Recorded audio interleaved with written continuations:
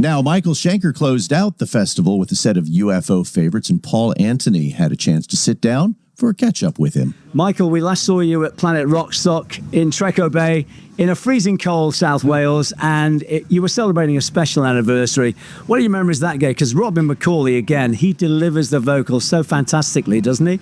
Oh, yeah, he is in great shape. I mean, he's getting better as he's getting older. I don't know why. So how did you team up with Eric? I mean, was it a chance meeting or did you want him? Yeah, it's step by step, you know. It's like one thing leads to another. You know, how he got on the album in the first place was just like, coming out from nowhere. I never heard of him before. I heard his voice.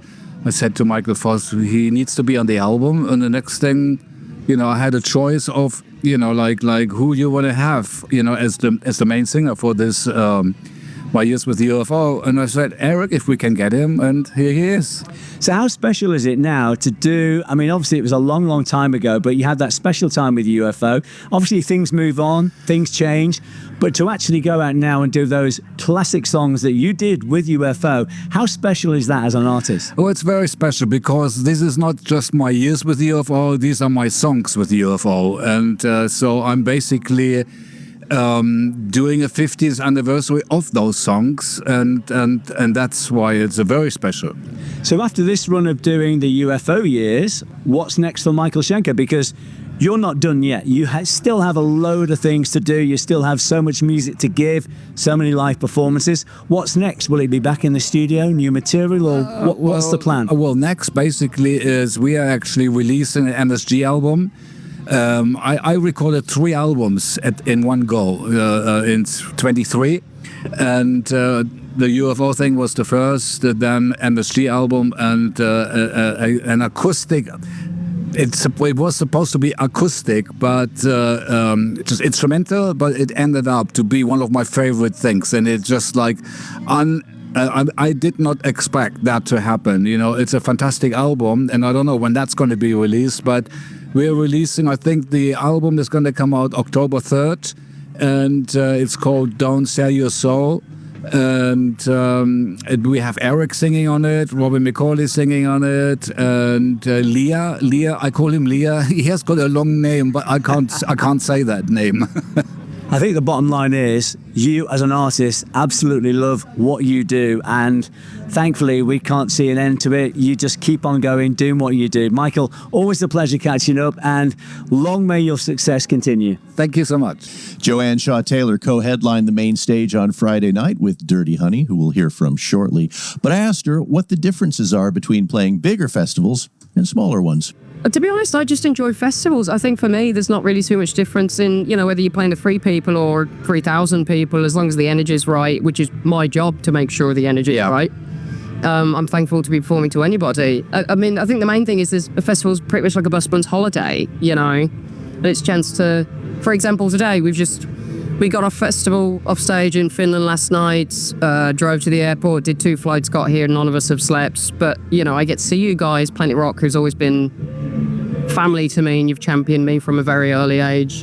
And I got to hang out with Chris Barris and see all these mates that I don't usually get to see because it's straight into a venue, my own crew, my own, self-contained. So it's just like it's like a school holiday.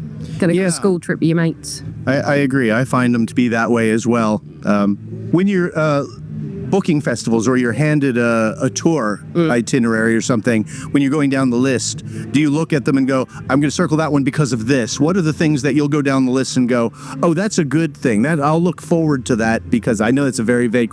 You're looking at me funny. You tilted your head. It's this, again, remember I haven't slept for 48 hours. I think at this point for me, it's because I've been doing it so long, I don't want to get jaded. So it's like, oh, I haven't been there before. Right. What a great opportunity to go to Bulgaria. Or again, oh, my friend's playing on that. I haven't seen Beth Hart for 5 years. I haven't seen Eric Gales. I haven't, got to see the Hampton You guys since pre-COVID. So those are the kind of things, because at the end of the day, it's the 90 minutes on stage that really mean it. So the rest is just hanging about, to be honest. And people are lovely, audiences, wherever you go, people are the same. So if you can make it extra special by it being a new experience, or seeing old dear friends such as your lovely self, it's, like I haven't done Rockstock for ages. Come on. I'm sure it's probably that coming, one. isn't it? Come on, Hang on, we got the album cycle, but you got the album this year. Yeah, it's not going to work this year. You're going to have to do another album for next year. Darren, I've already recorded it, and I'm not even joking. All right, okay. There we go. Next year, I suppose. Yeah, I would love to. That sounds actually likely. That sounds like something that would happen. Cool. Well, Joanne, lovely to catch up with you again. It's been far too long. Yeah, I know. And I hope it won't be that long again. No, we'll make sure it's not. The Kentucky Southern Rockers made their only UK appearance at this year's Maid of Stone Festival, and Paul asked him how they go about creating their unique interaction with their audience. Now, no stranger to the UK. In fact, you were here at the tail end of last year with another arena tour. You're no strangers to those arenas, but you make them like a club gig. You make it a real nice, friendly atmosphere. We've always tried, to take our show no matter what venue we're in, and keep that same mentality. And I don't know, man. I'm glad that people feel that way when they come to see the show, that they don't feel the disconnect that you sometimes get at those bigger venues. No strangers to festivals in the UK. As I mentioned before, your second home. You appeared at Download so many times, including those 2 headline slots on the second stage. But a big one for you was a few years ago when you were a special guest to Guns N' Roses. I remember walking with you guys and your families to the stage, going out in front of over 100,000 people in glorious blue sky and sunshine. That was got to be surely a big highlight for the band. Yeah, man. That was one of the only times that I can ever say I had one of those out-of-body experiences where it was like we went on stage and I felt like I was watching the show instead of part of it. And it can be intimidating, but the minute the music gets going, it kind of overcomes you and everything goes. But yeah, it was completely out of body for me. Now, looking ahead to the future, as far as the band are concerned, now you did the album for Record Store Day. It's been a couple of years since Screaming. What's the latest on the next studio album for Blackstone Cherry? We have new music in the pipeline right now.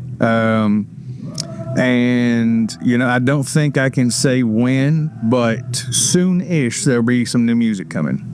Fantastic. And hopefully, again, back in the UK, not this year, because this is an exclusive show here at Maid of Stone this year, but next year we'll hopefully see you back on these shores. Yeah, man, we're currently working on putting together a really cool, really special tour for next year. Fantastic. Always a pleasure catching up, guys, and long may your success continue. Thanks, sir. I'm Darren Reddick, and I finally had the chance to ask Ugly Kid Joe why they ever chose such a sad song to cover.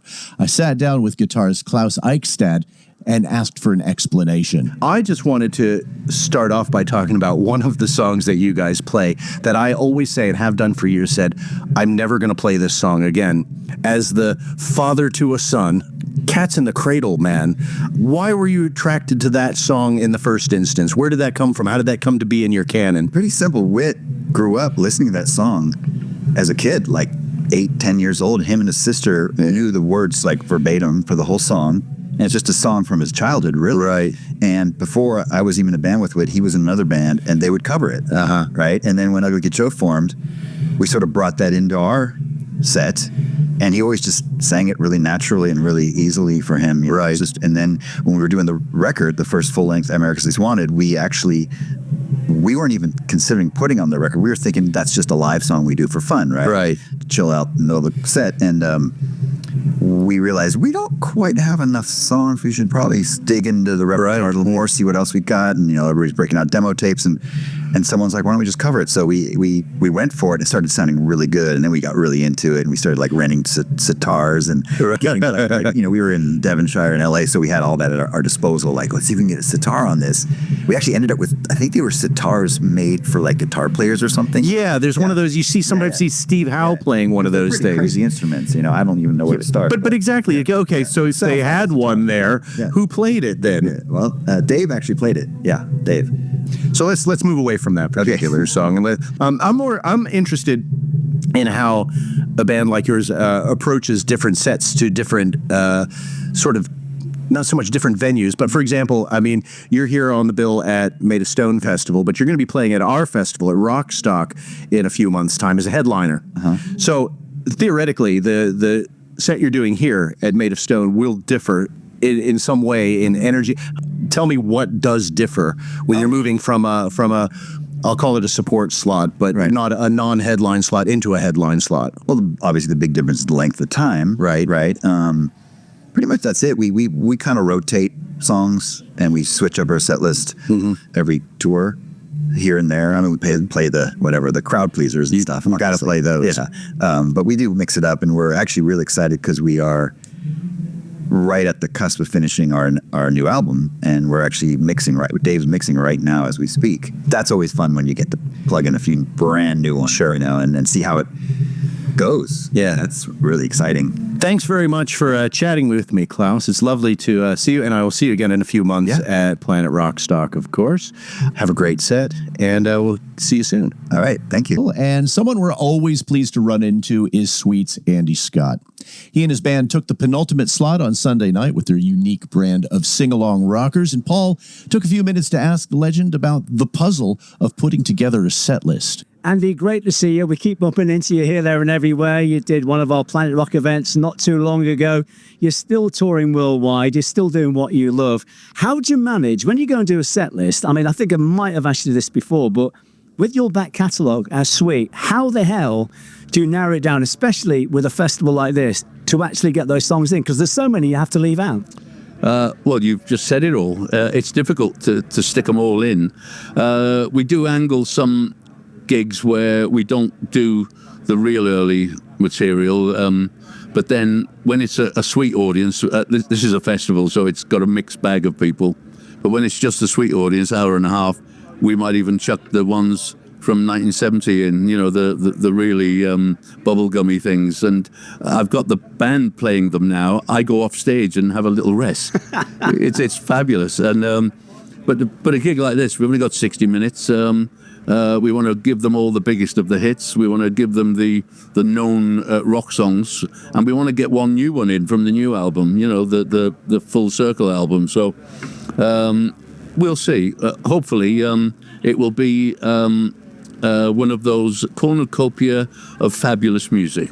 The thing is, as well, when you've got a festival audience like this, we've got blue sky and sunshine now. It was raining this morning. That crowd are really up for it. They're really going for it. And with your back catalogue, let's be fair, who doesn't know Sweet's hits? Yeah.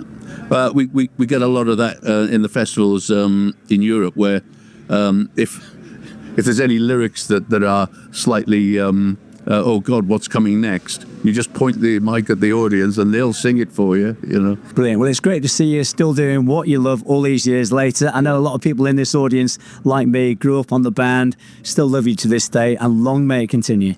Thanks a lot. I won't be doing any airplane kicks like like Van Halen anymore. So, but half the problem is getting your head to realise where your fingers should go on this piece of wood in your hand. And once you've got that sussed, everything's cool.